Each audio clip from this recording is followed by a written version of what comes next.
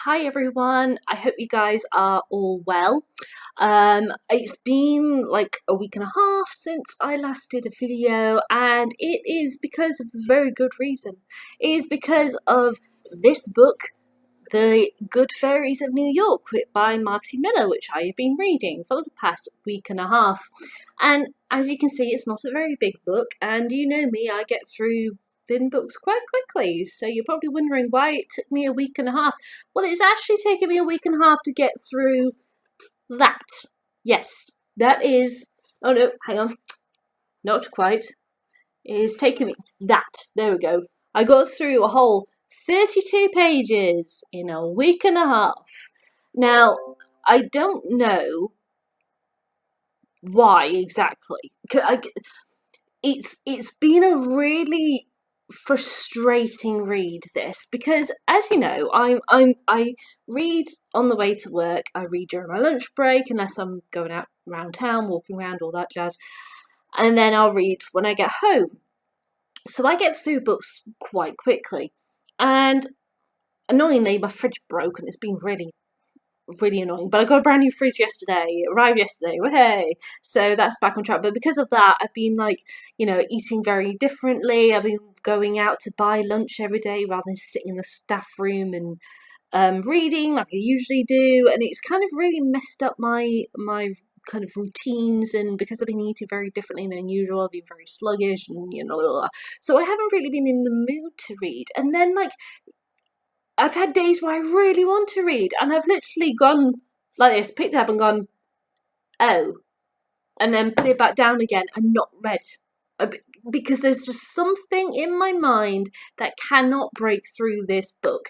And it's like when I read The Underground Railroad last year. I mean, I could only get through the first 100 pages of that, and I was like, I am not connected with this book in any way. I cannot carry on. And I'm feeling like that with this book as well.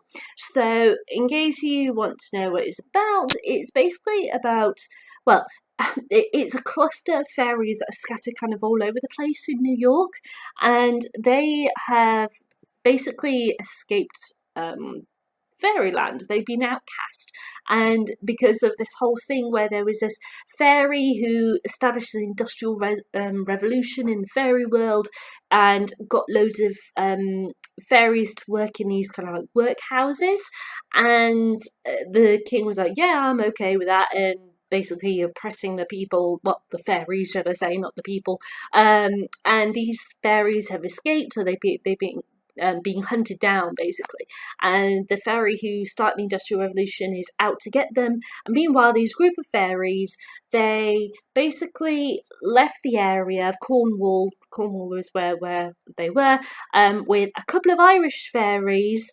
They got drunk on whiskey and beer, ate a load of magic mushrooms, ended up on a cargo flight to New York, and arrived in New York, and the two Irish fairies have been separated from the other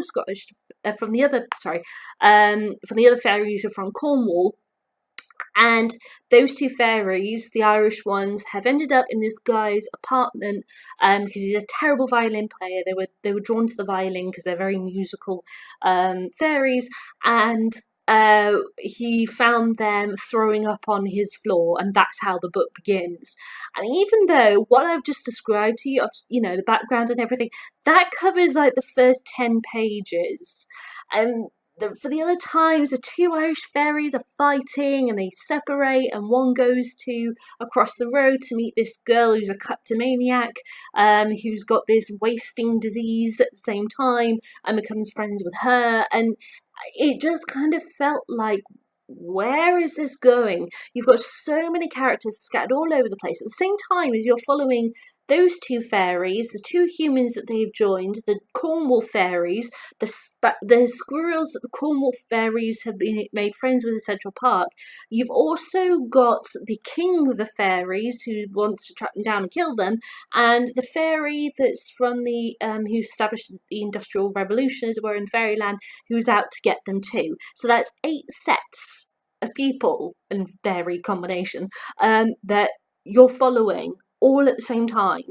And he does this thing where at first I found it quite interesting, but then it really started to grate on me, in that he literally gives you 3/4 of a page to a page with one of the set, and then you turn the page and then you're with another one, turn the page, you're with another one, turn the page, you're with another. It kind of feels like as soon as you start feeling comfortable with a group in one time, he then rips you away from them and you have to start again with the next group, and it's jarring, and I think that is what has caused me to have issue. And it's very short, sharp. I mean, I'm going to give you an idea of the first page, literally. So just to show you how he describes things. So he goes, Dinny, an overweight enemy of humanity, was the worst violinist in New York, but was practicing gamely when 2 cute little fairies stumbled through his 4th-floor window and vomited onto his carpet. Sorry, said one. Don't worry, said the other. Fairy vomit is no doubt sweet-smelling to humans. By this time, however, Dinny was halfway down the stairs and still accelerating. 2 fairies have just come through my window and have been sick on my carpet, he screamed on reaching the 4th Street, not fully realising the effect that this would have on passers-by, till a man sweating with sats around on garbage trucks stopped and laughed at him. What did you say? Upstairs, gasped Dinny. 2 fairies with kilts and violins and little swords, green kilts. The men stared at him. Dinny's monologue ground to a halt. So, as you can see, he gives you short, sharp sentences. He gives you quite a lot of information in a sentence. Kind of reminds me very much of like Agatha Christie-esque sort of technique. But she's the queen of that. You know, don't get me wrong. I'm not comparing this guy to Agatha Christie. But at the same time, like I said, so that is the end of the first page. And it carries on for about another half page, and then suddenly you're with someone else for next 1.5. Then you're with someone else for about 1 page, and as going on and on and on. And it just doesn't work for me. I cannot get my head past this like first 30 odd pages of this book. I really wanted to love it. I think maybe it's one of those things that if I'm in a better headspace, maybe later on in the year I'll try it again, but for now I just cannot get my head into this book. I can't connect to it. I have no emotional connection to any of the characters. Some of them I really don't like. Not that I'm saying that you should like every character, but you know what I mean, especially the heroes of our story. I really want to like them, and I just don't.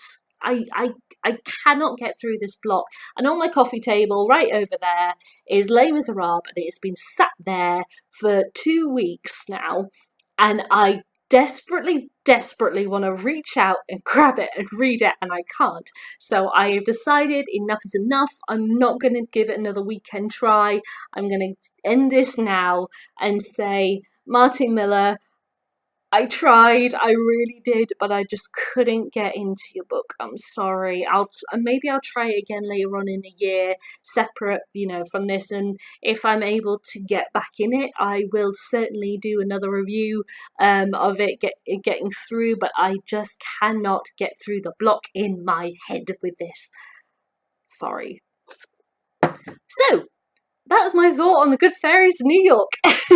I wish I had more, positive stuff to say. I mean, it is interestingly written, but I just can't break through it. The characters are very bold. You can really visualize them and everything, but I just can't connect with them. I don't necessarily like them, and I don't like I don't understand where it's going. And so, yeah.